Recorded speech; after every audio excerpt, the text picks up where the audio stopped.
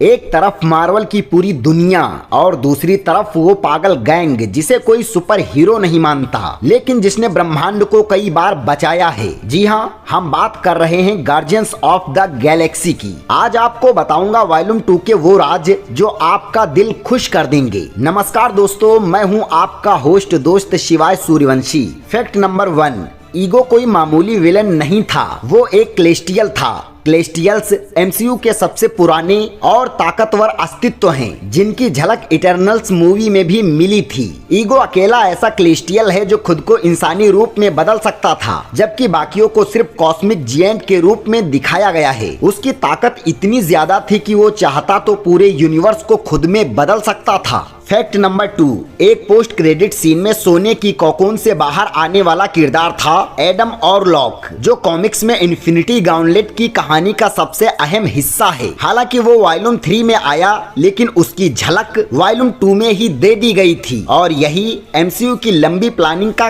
कमाल है। Fact number 3, जब ईगो अपनी योजना समझाता है तो वो पूरे ब्रह्मांड में फैले कनेक्शनों और ऊर्जा की बात करता है। ये रियलिटी स्टोन और पावर स्टोन का सिंबॉलिक जिक्र था, जो मार्वल सिनेमैटिक यूनिवर्स की कंटिन्यूटी को जोड़ने का इशारा है, और इस तरह मार्वल सबटल तरीकों से इन्फिनिटी सागा को जोड़ता गया। फैक्ट नंबर 4, मेंटिस असल में कॉमिक्स में गार्जियंस की दुश्मन थी। एमसीयू में मेंटिस एक मासूम और भोली सी लड़की दिखती है, लेकिन कॉमिक्स में वो एक ट्रेंड एसेसियन है जो बाद में अवेंजर्स तक से भिड़ गई थी। एमसीयू ने उसका रोल बदलकर उसे प्यारा बना दिया ताकि वो ग्रूट और डेक्स के साथ मेल खा सके। फैक्ट नंबर 5, स्टेनली का जिस सीन में कैमियो है, वहाँ वो कुछ अजीब से एलियंस से बात कर रहे होते हैं। ये एलियन कोई और नहीं बल्कि द वॉचर्स हैं, जो मार्वल मल्टीवर्स के हर वाकये को सिर्फ देखते हैं। ये वही प्रजाति है जिससे व्हाट इफ का द वॉचर आता है। इसका मतलब एमसीयू का मल्टीवर्स का प्लान वॉल्यूम 2 में ही शुरू हो चुका था। फैक्ट नंबर 6, जब योंडू का तीर उड़ता है, ग्रूट उसको देखकर मुस्कुराता है।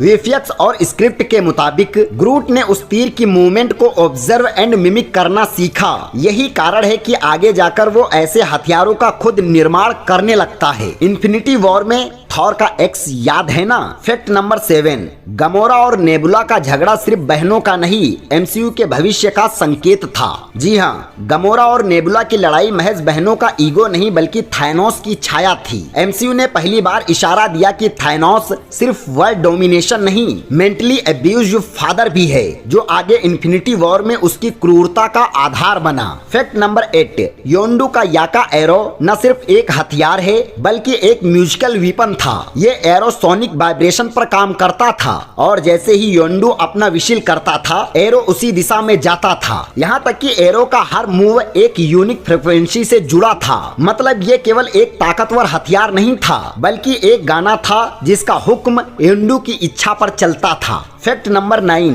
स्टार लॉर्ड के पिता के रोल के लिए पहले मैथ्यू मैककनोही को अप्रोच किया गया था। दोस्तों, मार्वल पहले इंटरस्टेलर वाले मैथ्यू मैककनोही को ईगो का रोल देना चाहता था, लेकिन उन्होंने मना कर दिया क्योंकि वो द डार्क टावर कर रहे थे। बाद में कर्ट रसेल को लिया गया, और सच बताऊं, उनकी प्रेजेंस ने फिल्म को एक लेजेंडरी टच दे दिया। फैक्ट नंबर 10, रॉकेट रैकून की हर हरकत असली इंसान ने निभाई थी। रॉकेट की आवाज तो ब्रैडली कपूर ने दी है, लेकिन उसकी बॉडी लैंग्वेज और हाव भाव को पर्दे पर उतारने का काम जेम्स गन के भाई सीन गन ने किया था। उन्होंने हर सीन में रॉकेट की जगह पर रहकर शूटिंग की ताकि कैमरा एंगल और बाकी एक्टर्स की इंटरएक्शन नेचुरल दिखे। मतलब रॉकेट सिर्फ एक एनिमेटेड किरदार नहीं बल्कि इंसानी अदाकारी का नतीजा है। तो दोस्तों, ये थे guardians of the Galaxy volume 2 के 10 अननोन फैक्ट्स, जो इस फिल्म को बाकी एमसीयू फिल्मों से अलग बनाते हैं।